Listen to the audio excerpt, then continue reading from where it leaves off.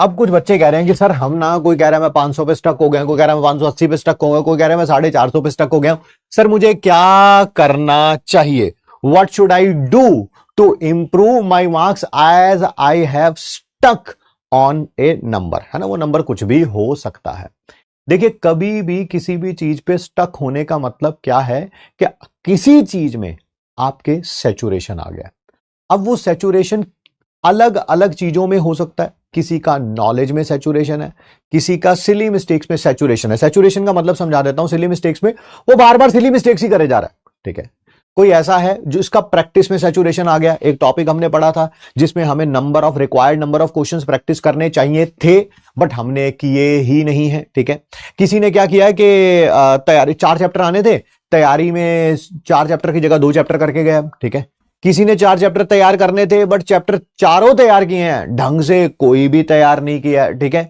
तो वो आपको अपनी गलती को एनालाइज करना पड़ेगा, मैं नहीं बता सकता हूं। You are the one. जब आप, इसी कारण बोला जाता है टेस्ट एनालिसिस बहुत इंपॉर्टेंट है। टेस्ट एनालिसिस करने के बाद टेस्ट को आप जो भी एनालाइज आपने किया है, जो भी आपकी गलतियां हुई हैं, उसको एक मिस्टेक कॉपी में जरूर लिखें, जिससे पता रहे कि क्या गलती कर रहे हैं। बार बार बार बार गॉस थ्योरम के ऊपर क्वेश्चन आ रहा है और मैं गॉस थ्योरम का क्वेश्चन ही गलत करके आ रहा हूं, तो इसका मतलब मैं अपनी कॉपी ही रिवाइज नहीं करके जा रहा हूं, ठीक है। कॉपी में है भी वो, ठीक है। तो वो आपको एनालाइज करना पड़ेगा। जब तक आप अपना टेस्ट एनालिसिस में टाइम नहीं बताएंगे ना, आपको ही नहीं पता चलेगा कि आप क्या गलती कर रहे हो। n number of factors, but that n does not tends to infinity. There are 5 to 7 to 10 mistakes जो कि बार बार बच्चा रिपीट करता है क्योंकि उसका उसमें सैचुरेशन आ गया। वो दुनिया का सबसे मुश्किल कामों में से एक है अपने आप को बदलना, ठीक है। सबसे पहले तो हम अपनी गलती एडमिट करेंगे कि हाँ यार ये गलती हुई है मुझसे, कि मैं प्रैक्टिस ही प्रॉपरली नहीं करके गया। मैंने संडे को टेस्ट था, मैंने तैयारी ही अपनी फ्राइडे से करनी शुरू करी। हालांकि अगर हफ्ते बाद या 2 हफ्ते बाद टेस्ट हो रहा है तो हमें पूरे 2 हफ्ते की प्लानिंग होनी चाहिए हमारे पास। वो गलती क्या है? वो गलती क्या है? जब तक आप उसे एनालाइज नहीं करेंगे तब तक आप इंप्रूव नहीं करेंगे।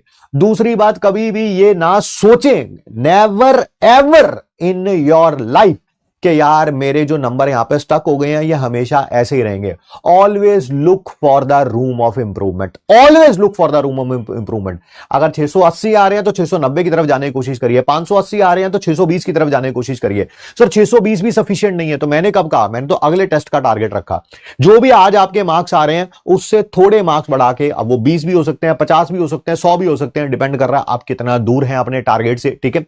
जितना दूर है उतनी ज्यादा स्कोप ऑफ इंप्रूवमेंट है ना। ये मत सोचिए कि नहीं सर किसी के तो अभी 580 आ रहे हैं, मैं तो 300 पे स्टक हुआ हुआ हूं।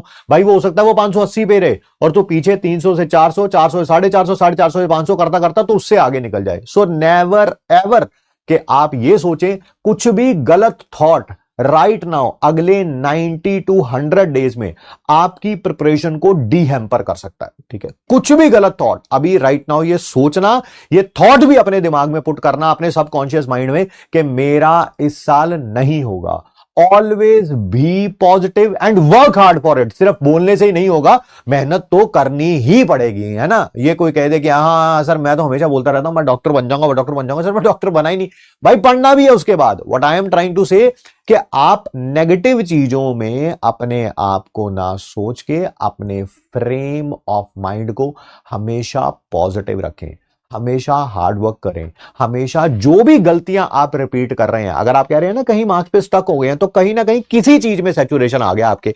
अब वो आपको ढूंढ रहे हैं, वो आपके टेस्ट एनालिसिस से ही पता चलेगा। हर बार ये नहीं होना चाहिए कि टेस्ट खत्म हुआ और अगले टेस्ट की प्रिपरेशन। अरे भैया लेके बैठो उस टेस्ट पेपर का प्रिंट आउट निकालो, देखो क्या गलती कर रहे हो, पिछला पेपर से साथ कंपेयर करो। पिछले पेपर में भी यही गलती करी थी, सिली मिस्टेक, इस पेपर में भी सिली मिस्टेक ही कर रहा हूं, तो अगली बार से मुझे सिली मिस्टेक को कैसे अवॉइड करना है। जैसे मैं अपने बारे में बता दूं तो मैं कभी कभी क्वेश्चन को क्या पढ़ता हूं, which of the following is, आगे पढ़ता ही नहीं हूं, करेक्ट और इनकरेक्ट। मैं अपने माइंड में ही सोच लेता हूं कि करेक्ट है, करेक्ट पूछा होगा, पूछा कभी कभी इनकरेक्ट होता है, तो मैं अपने आप को ही बोलता हूं कि नहीं यार अगली बार से जब भी कोई क्वेश्चन मैंने अटेम्प्ट करना है तो पहले मैंने पूरा क्वेश्चन पढ़ना है, which of the following is correct और इनकरेक्ट, ठीक है। तब उसके बाद क्वेश्चन को अटेम्प्ट करना शुरू करना है। So this is a silly mistake, ठीक है। कई बार नॉलेज की प्रॉब्लम हो सकती है कि यार 4 चैप्टर थे, तैयारी ही मैंने 1 चैप्टर की करके गया था। तो ये आप सोचिए आपको क्या करना है, ठीक है। आप सोचिए।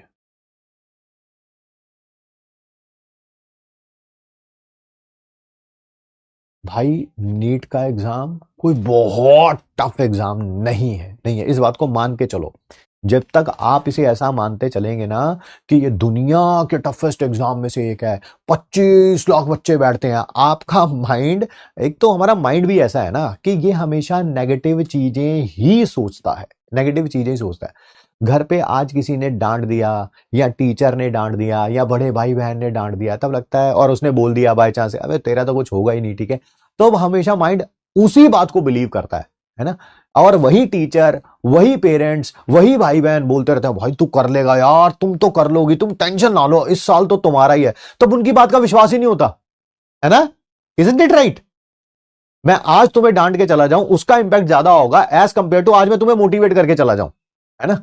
मोटिवेशन 5 मिनट में खत्म हो जाएगी, और अगर अभी मैं किसी का नाम लेके उसे डांट दूं, ठीक है, वो 5 दिन चलेगा। ऐसा क्यों? Why is it so? क्योंकि माइंड ही ऐसा है, ठीक है, ये हमेशा नेगेटिव चीजों के ऊपर ज्यादा ध्यान देता है, इसकी फितरत ही ऐसी है, ठीक है। इसको जितना मर्जी आप पॉजिटिव बना के रखें, ये कहीं ना कहीं नेगेटिविटी की तरफ जाने की कोशिश करता है। But always stay positive to have minimum number of negative thoughts like that, है ना।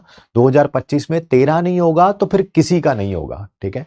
एंड प्रिपेयर लाइक कि पेपर का लेवल आपको मैटर ही नहीं करना चाहिए, क्या जेई मेन का लेवल आ रहा है, क्या नीट का लेवल आएगा, भाई प्रिपरेशन ही ऐसी करके जाएंगे कि एग्जाम जैसा भी आए मेरा तो होगा ही होगा। हाँ, rank can vary, that I can agree, ठीक है, कोई नहीं बोल सकता कि रैंक 1 ही आएगा, क्यों? क्योंकि वो थोड़ा बहुत डे के ऊपर भी डिपेंड करता है, मैं एग्री करता हूं उसमें, मैं आई लाइक गिव यू के 5% का इधर इधर चीजें हो सकती हैं, बट जब आपकी प्रिपरेशन 100% होती है तो आप 95% भी स्कोर कर लेंगे, तब भी बहुत अच्छा स्कोर करके आएंगे आप, ठीक है।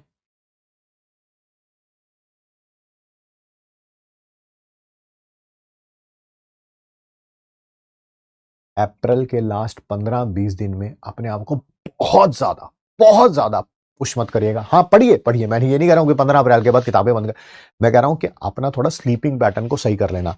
अगर स्लीपिंग पैटर्न की बैंड बजानी है तो अभी बजा लो, अभी कोई टेंशन वाली बात नहीं है, ठीक है, अभी है, ठीक है। अगले 60-70 दिन आप कर सकते हैं, बट लास्ट के 15-20 दिन अपनी बॉडी को रिलैक्स रखिएगा, अपने खाने पीने का ख्याल रखिए, ठीक है, बड़ा इंपॉर्टेंट है।